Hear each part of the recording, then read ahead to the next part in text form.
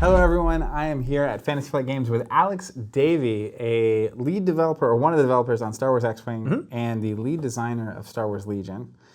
Correct? Is that That's right? me. Is that the right title? All right, I nailed it. And we're going to talk about some development design questions and issues regarding it. So I want to kick it off with X-Wing. There's been a lot of really big moves coming out of FFG over the past month or two.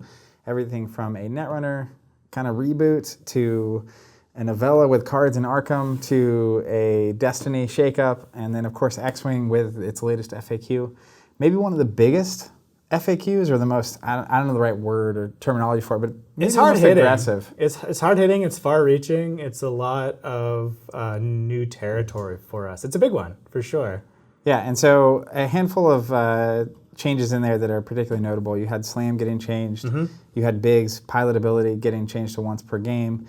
And there was the Atani Mind Link limit 2 per list. So, as an example, we have X-Wing. It's been out for 5 or 6 years now, past 5 years. And you have something like Biggs that was in the core set. Yeah. So was Biggs always a problem, or did he just become much more of a problem as the game went on, in your opinion? Biggs was always a problem. He was always a problem from a design viewpoint, and he was always, in my mind at least, he was always a problem from a sort of play experience point of view, because he takes away the agency from your opponent's choices if you're flying against Biggs. And if you're flying, with Biggs, you have a certain playstyle that you have built your list around, and it can be effective. It can even be a fun game, but his ability is so dramatic and far-reaching and game warping that it becomes, at a certain point, very, very difficult to design any ship or upgrade or ability, not only in the Rebel faction, but sometimes just in the game, because you always have to do the whole thing where you're like, but what about Biggs? Can we make this? What about Biggs? And I think for a long time we left him alone because, for one thing, he's from the core set. He's one of the first cards you get. That's not generally something that you want to errata, because that's something new players will have access to and that kind of thing. But two, you don't necessarily want to deprive the Rebel faction of one of their strongest pieces, because they haven't always been on top of the meta. And three, I think it's just, X-Wings in general are not, I think we can all agree, the most competitive ship these days. Sure. And so you don't want to kick the legs out from under the last competitive X-Wing necessarily, but eventually he was just causing so many design problems, and finally he was causing so many sort of competitive tournament meta problems that we realized it's just time to bite the bullet. It's time to modify him. That's going to open the door for us to do cards in the future that benefit X-Wings, benefit certain play styles that we maybe couldn't necessarily do in the past because of his power level. So that was one of those nerfs that, in retrospect, maybe should have happened a long time ago, but I'm glad that it finally is happening. And I think that the Rebels are in a pretty good place in the meta overall. So this isn't going to rob them of their chances of, overall tournament victory or anything. There's just going to be a kind of adjustment period, which I think is healthy. Sure, and that's kind of a self-fulfilling prophecy almost, where he's not quite enough of a problem to deal with, right? But you keep designing around him. Yep. And then eventually you just build a house of cards that becomes impossible to put more pieces onto. So yeah. I'm excited to see what you do because of this change. But thinking about the pressure involved in designing something like Biggs, he was designed before the game even came out. Before I was involved, certainly. Before you even got close to touching this game. And so, thinking about that in terms of Legion, which is something you recently were actually actively designing the core elements of. Yep. What's it like? What's the pressure involved in designing something, in a core set, right? That is going to be around for a long time, and how, as a designer, do you think you approach that kind of design to make sure that doesn't happen? Yeah, it's tricky, because anything that you put into that core set, anything in an initial game design is always going to be a lot shakier than something that you've worked on as a developer. And I think that was sort of the interesting experience for me, because Legion's my first game designed from the ground up. All of my previous projects were development projects, at least the projects I worked on for Fantasy Flight. But it's a totally different beast, because when you're building a core set, when I was building the core set for Legion, I'll just use concrete examples. the game was still taking shape around the pieces. Vader may have done this for a while or that for a while, but even the rules weren't finalized until relatively late in the process. So you're not operating within clear-cut parameters that are printed, that are published, that are unchanging.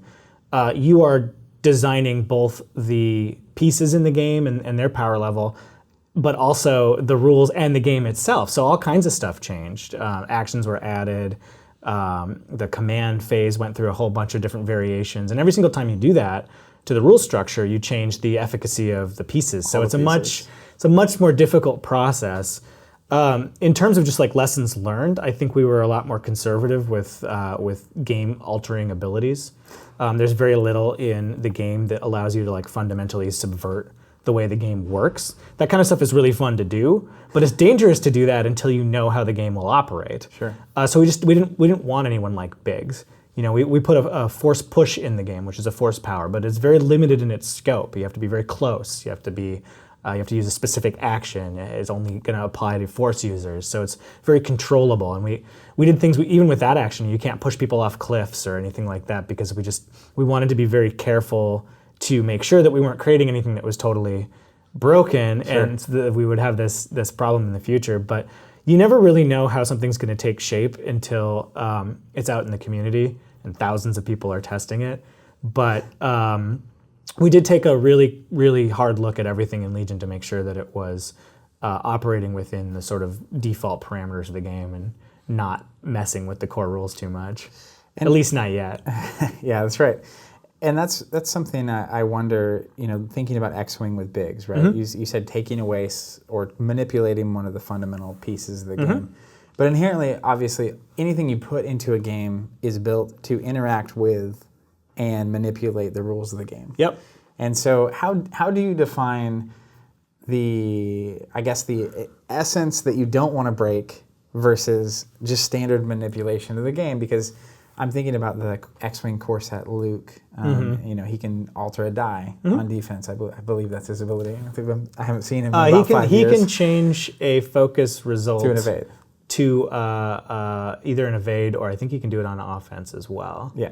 But yeah, he's not a super commonly played card. So, but he's obviously manipulating something in the game. Yeah. Whereas Biggs, enemy ships have to shoot at him, so you're removing that choice. But where is that line when it comes to game design, and how do you outline that? Well, I think it's fluid. It's not a hard line. But I think you just brought up a couple of really good examples. I mean, arguably Luke is operating within the normal parameters of the game. Ships generally can turn their focus results into hits or into evades.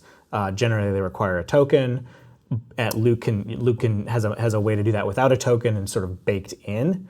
That is still operating within the fundamental ship's attack. They can modify their dice. They can improve their attacks and their defenses. That's all fairly normal stuff. Biggs is taking the fundamental targeting rules, which is, I'm playing against someone who's flying Biggs, and normally something you can't typically manipulate. Right. Normally you choose your target, and that's very much a part of the maneuvering and why you put your ships where you put them. And Biggs takes that control away from the player completely, because if he's on the table, he's in range 1 of what you want to shoot at, and you can shoot at him instead. You have to do it, and that's hugely fundamentally game altering. Not only from a tactical perspective, but just for that's not what I want to do. I want to be able to target what I want to target with my list. So effects like that, when they're that universal, and it's not once per game, it's always on, it's going to last until Biggs goes down, that is highly, that's going to change the way the entire match plays out and the entire strategy of dealing with that. So that's more of a fundamental break with the core idea of the game. In Legion, for example, if we came out with a commander who was just give orders to all of your units at the start of every round or whatever, that would be an example of totally subverting a core mechanic of that game, which is you have to be very careful which command cards you play, and there's a push-pull between wanting to go first and wanting to have more control over your list. So there's very little in the core set and very little in the early waves that really mess with that in a profound way, because that is part of what makes the game really interesting. We don't have anything that messes with the setup or with the battle builder cards. because that's, that would fundamentally alter things. So I think every designer has a different tolerance for how, badly to, break the game or whatever, or subvert its core mechanics. But I think conservative, certainly to start out with, is always better. Mechanics, elements that break the game like that can make for really flashy, really exciting abilities further down the line, once you can kind of know a little bit more about how to control them and make them a little bit more reasonable. But it's always dangerous when you're undermining the parameters you've set up. I mean, we see that in Destiny a little bit with like action stacking. Don't get me started. You see it in a lot of games where there's a core, or in Netrunner you see it with asset spam, where the directive was the fun of that game is running servers. What ice do they have? How risk reward bluffing, but when the corp can just score out a hand or has an alternate win condition, they don't have to make any servers. They put 3 ice down on the core and then they just horizontal. You've kind of fundamentally altered how that game was conceived. And generally speaking, if the game itself, if the core element of the game is really fun, and then you create a way to not play that game, you're kind of doing a disservice to the game itself. Sure. So, I mean, do you think, going into Legion, everything you've learned from X-Wing, because I felt with X-Wing, it came out, it was way more successful. Like, it sold out quickly. Yeah. Not just at Gen Con in general, and it kept selling out every time anything would get printed. I get the sense that it was met with more success than maybe was even expected. Oh, unquestionably. Yeah, it was, I mean, we knew that we had something good on our hands, and we knew that it was Star Wars, it was likely to do pretty well, but yeah, no one could have been ready for how huge it got, how quickly it got that big. Just insane, yeah. It was nuts, and that was actually my first day at work was the Gen Con that X-Wing got released. Were you at Gen Con? I was, yeah. That's no, great. they hired me, and then they gave me an option. Do you want to start on the bus to Gen Con and have that be your first day at Fantasy Flight, or do you want to wait till it's over? And I was like, put me on that bus. So I got to see the launch. I got to see Netrunner come out. I got to see X-Wing get released. It was really cool. That's awesome. Yeah. But I did never get the sense early on, because in Wave 2 we got the Falcon, who had a 360 arc, and it's another good example of breaking the fundamental core idea of the game. Yeah. But it didn't ever really feel like there had been these core tenets laid out about what makes X-Wing X-Wing, and you see that in Biggs being in the starter set and 360 arcs being in the second set, and so on. And then I feel like you guys have somewhat over time started realizing what those things are. Yeah. And things like the FAQ allow you to adjust for that. So with Legion, how much of the core tenets have you mapped out in your mind conceptually, and what is that process like, I guess? I think I have a pretty fair grasp on that. Without knowing, without our viewers knowing too much about the rules right now, it's a little bit hard to get into the nitty gritty. But in general, the command phase I have left pretty much alone. So units aren't interacting with that part of the game? Yeah, generally not. That's going to be great design space down the road when we have characters who make sense for that or whatever. But generally speaking, every commander has to play a card. The numbers are pretty straightforward. You play a 1 speed, 1 pip card. It's going to activate 1 unit on average. 2 is 2, 3 is 3. You have this baseline for understanding the game. There's not a lot of ways to manipulate offense or defense other than the built-in actions in the game. There are a few things that let you get bonus dodge tokens or bonus aim tokens or whatever, but one of the things we've certainly learned from X-Wing is how dangerous massive action stacking can be, how dangerous alpha strikes can be. So I've tried to take those lessons to heart and keep those benefits and relatively minor. There's no way to stack up 20 aim tokens or get an attack that's virtually guaranteed to do X amount of damage or that kind of thing. So it's just that sort of general lessons that we've learned that we're trying to apply to Legion. And Legion's also just a lot more about grabbing objectives, trying to impress upon people that it's not just a kill game. It certainly makes it starkly different than X-Wing. Yeah, it makes it a lot different from X-Wing. It also makes for better balance. It makes for units that don't have to be hyper efficient to be valuable. A tough unit that can hold an objective maybe they're not hitting that much stuff. Maybe they don't do that much damage, or maybe they only do damage in certain circumstances. But you can afford to be a little bit more diverse in your army build. You have more unit choices too. But you can just be a little bit more flexible in how you approach the game. You don't have to eliminate the enemy to win. Yeah. And I think that just makes for more diversity. You see that a little bit in Armada too.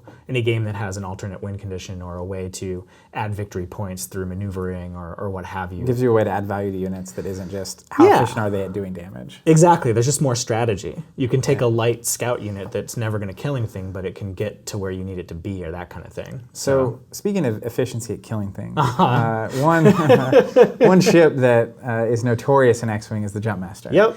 And it was very efficient at doing that very thing, which was killing things. So I don't know exactly how many FAQs. I feel like it's 4 or 5, where Jumpmaster came out during the original Open Series events, did really well, got FAQ, some tweaks in the FAQ, won Worlds, got some tweak in the FAQ, did well at Open Series, got some tweaks in the FAQ, won Worlds.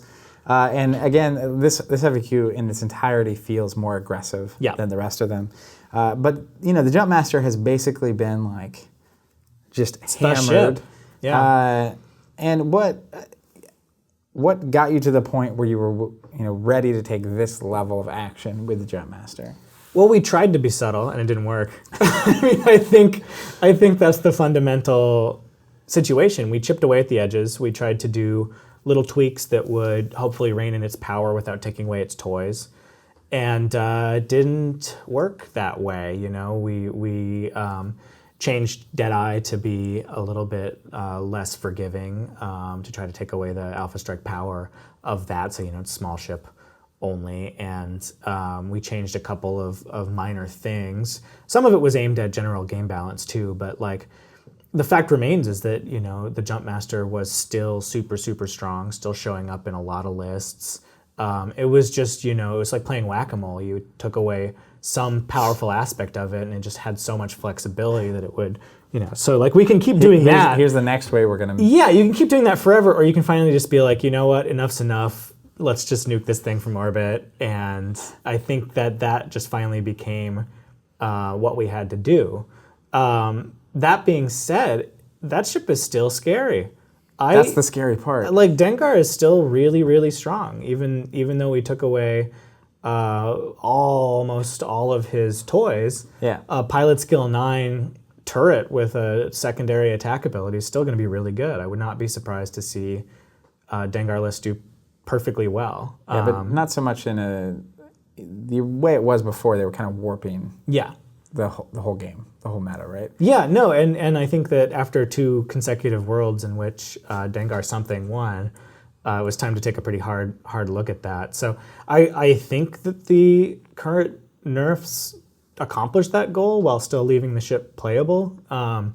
But we'll see what the next tournament season has in store for us. And so when you're designing a game, obviously in tabletop you design it, it goes to print. Takes some time to get printed, takes some time to get distributed, it finally comes out. The game has probably changed since then or evolved in the way people are playing. And you're committing, like with Biggs, right? The commitment to print him and have him in the game happened a long time ago. So, right away. What are your stances on how aggressively something like an FAQ should be used by a design team to bring balance to a game like this? Well, that's an interesting question too, especially in a timely one, because 3 of our games have had very substantive FAQs very recently. You've got the Netrunner total change to the most wanted list. You've got the Destiny Balance of the Force shakeup, and you've got this X-Wing FAQ. And I think what has happened is there has been I don't know if it's a shift in company policy so much as we've got all of these popular games that we feel a little bit more comfortable being a little more aggressive about balance and I think it was just a matter of trying a lot of subtle things like the most wanted influence boosting in Netrunner, various kind of subtle tweaks to reference cards and smaller upgrade cards and that kind of thing. And I think that what we have seen is sometimes it's a sort of last ditch scenario, but sometimes you just have to ban a card, or you just have to really take a firm hit to a card to improve the overall health of the game. You don't want to take away people's options. You don't want to take away things that people like to play. But speaking personally, I think the Netrunner FAQ has been really, really good for reinvigorating the game. It's removed a lot of problem cards. I think generally speaking, the competitive player base is by and large happy to see, more people are happy to see that go for the sake of the game than there are people who are upset that their favorite deck or archetype got impacted. And I'd like to believe that that's the case with the X-Wing FAQ as well. I think that overall people will hopefully recognize that the overall health of the game is improved when we can step in and address things that have become really problematic. It's never our first option to ban something or to significantly change something. But I think when it's warranted, it's better to do something than to do nothing. Sure. And I think it's just, we got to the point with not only the Jump Master, but also with Advanced Slam and bombing, and various other forms of bombing, Genius, Nim, various things, which again, take agency away from your opponent. If you can't avoid something, if you can't fly differently, or if there's only one very, very difficult way to avoid something, it takes away, and there's automatic damage with Sabine and stuff. It'll build to a certain point where it's either take action about this or let the game continue to suffer from it. And I think it's better to take action. And I think that that's an attitude that is kind of becoming maybe a little bit more, I don't know if it's becoming like more widespread company-wide or whatever, but I think that there's been a positive reaction to all of these latest FAQs, and hopefully we'll be able to continue to address things when they become major problems. And how much of these FAQs, or even in your design when you're talking about Legion, something that is sort of related. You're talking about the Destiny updates, and there were a couple of cards that got updated that didn't really seem problematic currently, but they did feel like, I don't know how familiar you are, but they let you basically manipulate lots of dice all at once. Sure. The red hero cards that would like hit and run as an example. Yep. And those kind of decisions. Hit and run has ambush too, right? It did. Yeah. It doesn't anymore. It used to be ambush, turning a number of your dice to sides matching one of your opponent's sides. So you could have like 8 dice that get switched to damage and then immediately resolve them. But it wasn't exactly making a big scene. Right. But at the same time, felt like one of these kind of pieces in the game that, sort of like Biggs, was something designers were having to play around. So, when it comes to, design space, one of Robert's favorite words, I see him off camera, how much agency do you think designers should have in using the FAQ to open up those things, right? To restrict cards that aren't necessarily problems yet, right, but that are the kind of cards you keep in design. It's like, oh, but what about Biggs? Right. Maybe you want to make the X-Wing more competitive. You want to release an upgrade that makes it better. But if you make it too much better, now Biggs is just absurdity. Yep. Any thoughts on that? Yeah, I think anytime you're talking about substantial FAQs, you're talking about a situation that you don't want to be in. You don't want to be forced to errata something. You don't want to have to make players print out a list of changes and deal with it. So it's something you want to be cautious about. And I think every game, every system has its own tolerance for how much of that you should or could or are willing to do. So I'm still of the belief that you should be very conservative about how many of these changes you make. Because the last thing you want is 40 pages of just, changes. So sure. A card like that, though, that's a perfect example of what we were talking about earlier, where you're subverting the core mechanics of the game. Because for me, one of the things that I like about Destiny so much is that I roll my dice, maybe I'll get to change a few or resolve a few, but it's always very frustrating to watch your opponent play a bunch of cards, roll everything, make everything exactly what they want it to be, and beat you with it. Like that takes away from what is cool about Destiny, which is that back and forth, that risk reward. Do I make you reroll some dice? How aggressive do I want to be? It's this race to claim the battlefield. There's so much cool stuff about that game that is completely steamrollered by that kind of mechanic. So I'm not a big competitive Destiny player or anything like that, so I can't really speak to the overall efficacy of that particular card. But when I look at that card, I see something that does exactly what I've just described. And so I do think that designers should be able to course correct when too many of those elements have crept into the game and when they're threatening the core mechanics of the game, which are good. Sometimes you're trying to improve upon core mechanics that are bad, but generally speaking, if you have a good game, what you want to do is protect and build on that game rather than undermine it. So, I'm a bit biased as a developer. I always want to change things and fix things, but I guess this is a long roundabout way of saying sometimes when it matters. And I imagine that Hit and Run is a card that has been causing playtesting problems and is a card that by removing ambush is going to create hopefully a healthier and happier meta and just a more interesting play experience. So I trust that they know what they're doing and have the foresight to be able to tackle those problems before they become really big. Sure. So, when people think about game design, at least for me, I know it sounds fun, and I get to make the game, and I get to make all these pieces. But part of the job description that kind of is like understated, I think, is the reality that the weight of game balance and the health of a game is placed on the designer ultimately, or at least in this case, where not only you're designing the pieces, you're having a lot of input into the FAQ, into the rules changes and stuff. So, what is it like to be responsible for that? And is it pretty intense? Is the pressure high? What's that experience like for people like me who don't get to experience that? It's stressful, it definitely is. Obviously, I want to do a good job. I want the things that we release for anything that I work on to fit nicely into the game and to add strategy, but not add too much power, and to be balanced. And it's a tough thing to get right. And in tabletop games, in board games, card games, miniatures games, generally speaking, there's no opportunity to course correct for quite some time. Because it's printed, you lock it in, you send it to the printer, and you get it back, and you hope you did a good job.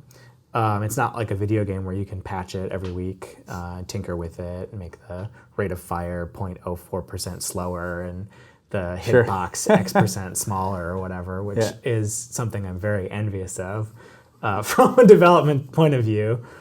But it's cool. It's cool to be plugged into the community, and it's interesting to see how things develop that you release. And I think if we're judicious about timely FAQs and stepping in when things become really problematic, we can keep the game pretty healthy and pretty interesting for a long time. Of course, we're always going to try to get it right the first time around. We don't want to be in the position of having to make these substantial changes, but it is good that we can do it. I think it's better than the alternative of just letting it be. There's some advantages to that. You never have to worry about what's on your card is on your card. You never have to worry about something you like rotating out or changing. But I think ultimately, competitive players want a fun, competitive environment, and that requires some after-the-fact tinkering to get right sometimes. Sure, and I think you mentioned earlier the Balance of the Force list in Destiny, which is a list of characters that have had, at this point, points added to their cost. Potentially could see points reduced if you wanted to, add someone in. That's not your thing. But I'm curious as a designer, you're very creative and you're working on all these new things and adding new pieces and concepts to games and building on, hopefully, these core essences that are great. Are there ways for, like the Balance of the Force to me is a really good example of a tool that was created after the fact. Yep. That gives them kind of an on-the-fly ability to adjust. And not in a way that's expected, right? When you get into the game, even in the very base set, it could say, hey, there's a Balance of the Force list. You can go here to see it.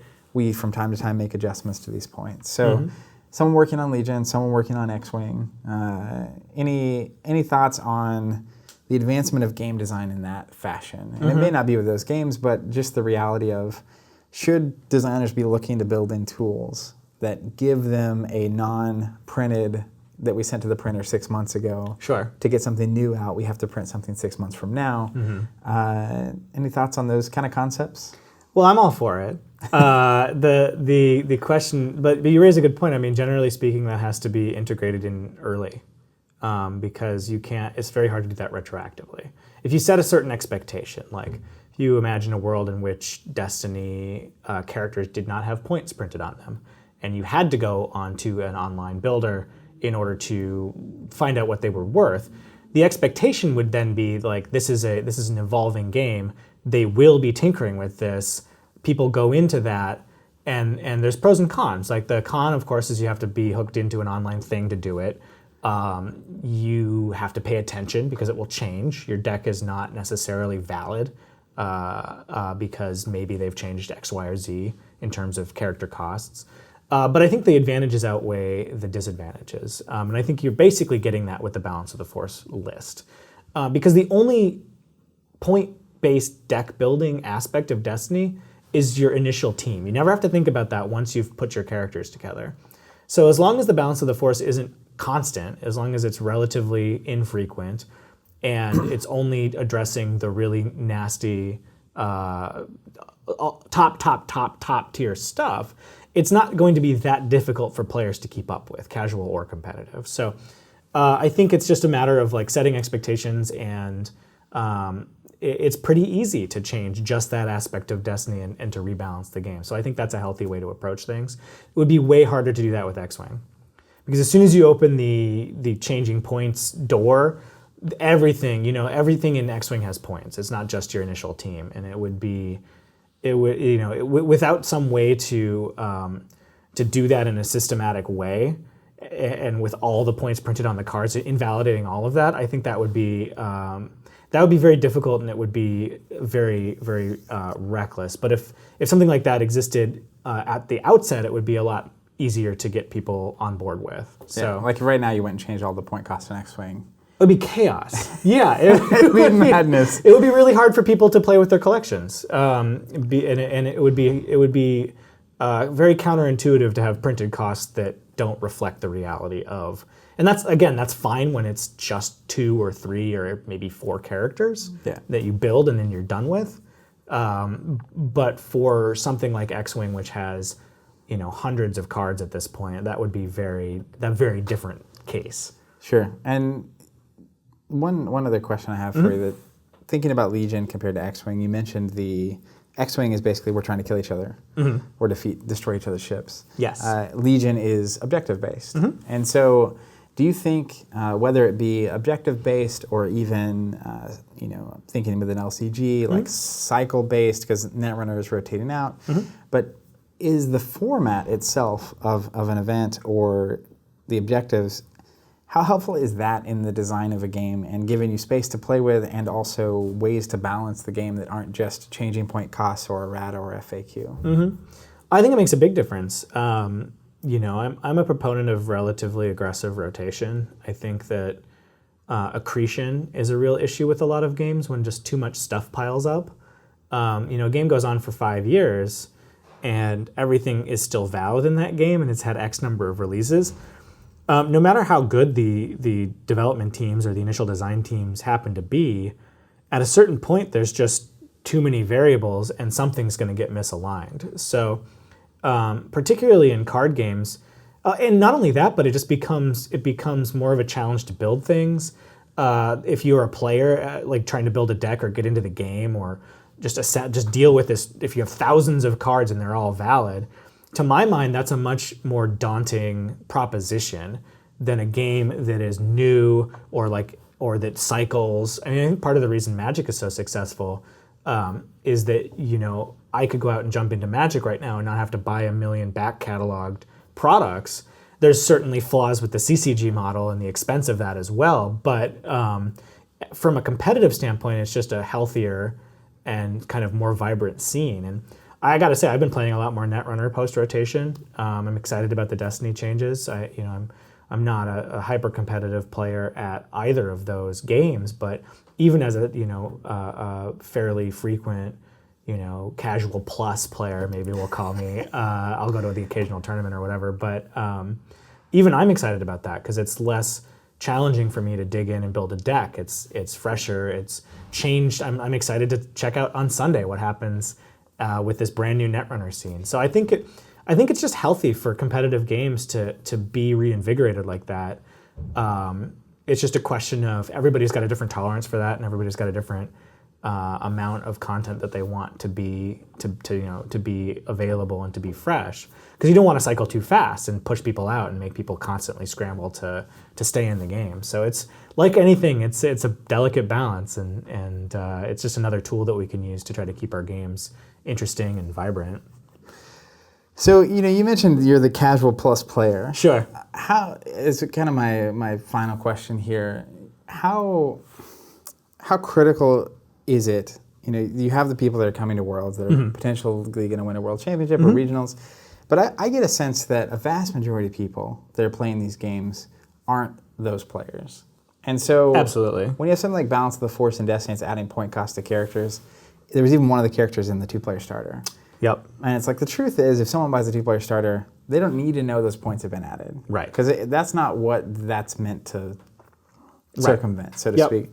So when you're making these choices in the FAQ, how big of an impact do you think it has on, I would say, the non-competitive players, and how important is it to them? Is that a group of players that's really in your mind when you're thinking about balancing this? Yeah, I mean, I think that the competitive scene certainly drives a lot of the input that we get and a lot of the feedback on the forums and a lot of the most vocal players, but we're always very aware that that is far from the representative sample of the community. That's maybe 5%, if I'm just pulling numbers out of the air. But it's not that's not what most X-Wing players are doing. That being said, a healthy and well-balanced game is good for everybody. Because those sort of casual plus players who are going to come to a store championship, who are going to maybe go to the local league night and stuff, they're not going to be a big fan of Triple Jump Master showing up and just creaming them, or an FN deck that just wins on turn 2 or that kind of thing. So I think that yes, these are primarily driven by the competitive community, and they're primarily addressing serious concerns of the competitive community. But I think ultimately a better game is a better game. I'm playing a lot more Netrunner than I used to, and I haven't been to a tournament in more than a year. But even that reinvigoration even hit me, because I'm like, okay, well, I go out and play, in a store, and I meet someone, and chances are they're not going to pull out a deck that I hate playing against, or they're less likely to do that. And I think the same applies to X-Wing, same applies to Destiny. It's just a healthier game's a healthier game, no matter what level you fall on that scale of competitiveness. Sure.